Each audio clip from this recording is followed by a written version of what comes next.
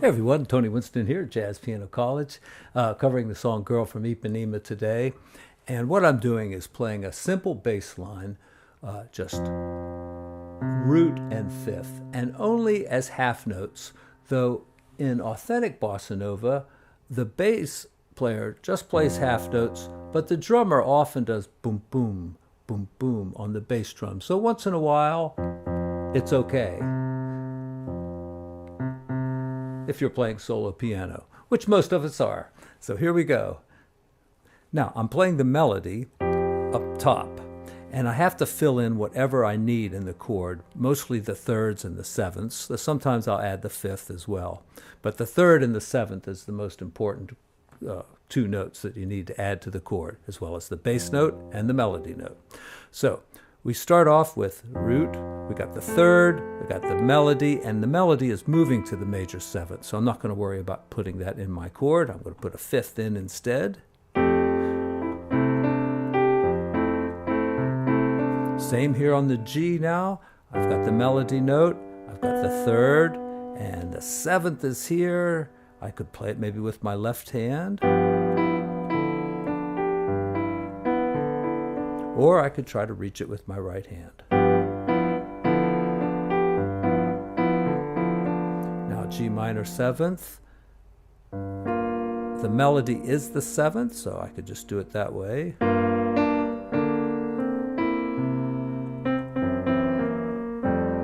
Now, why did I play C first on the G flat seventh? I could have played G flat first, but you will notice that the fifth does not sound very good. And that's because the melody note is a C, which is a flat five,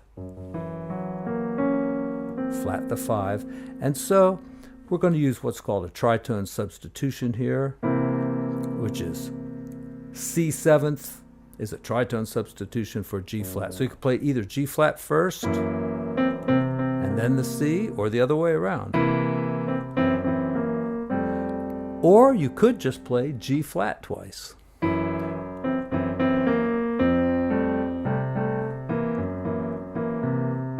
All right, now let's go to the bridge. So we'll take the ending here again.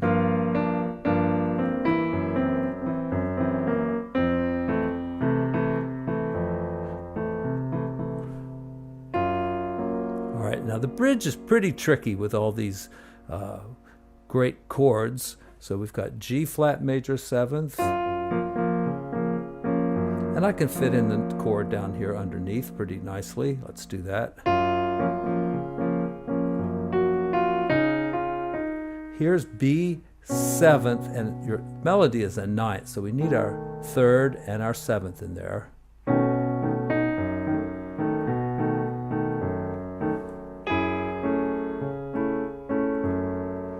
F sharp minor seventh,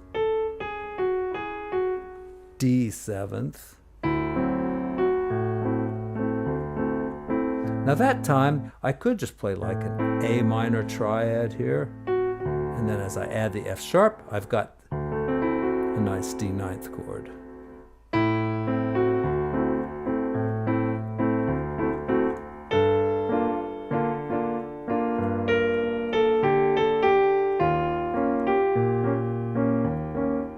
Did the same thing there with E flat. And I played the fifth first. You can do that sometimes.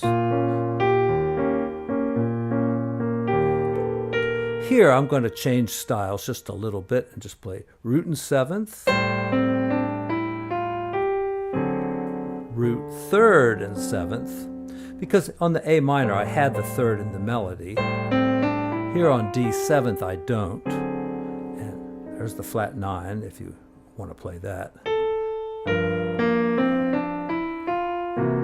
And there's the flat nine on that one. And there really is a counter melody here. If you listen to the original, it's like this. Like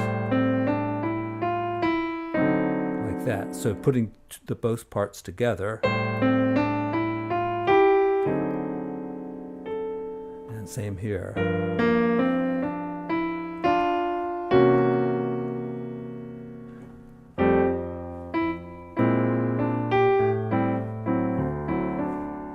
Now there I did some reharmonization a few reharmonization rules. And by the way, down in the description, I have the sheet music, and I also have some reharmonization rules if you're interested in looking at that. They're not rules, they're just kind of guidelines or techniques to do reharmonization. So one of the techniques is anything can follow the 1 chord. So I went to the 4 chord. That's a bluesy way of doing it. And then, B flat 7th, E 7th tritone substitution goes to an A. That logically goes to a D. And that logically goes to the G7. So we're back on track now.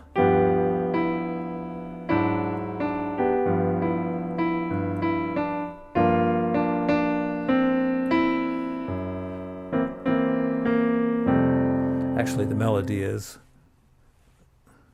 All right, pretty big stretch there. Let's see if we could find an easier way.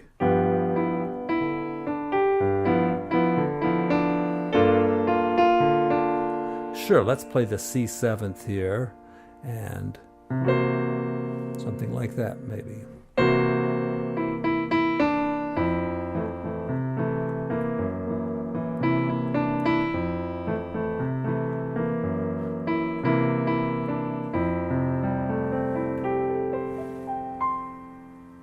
Thanks for watching, everyone.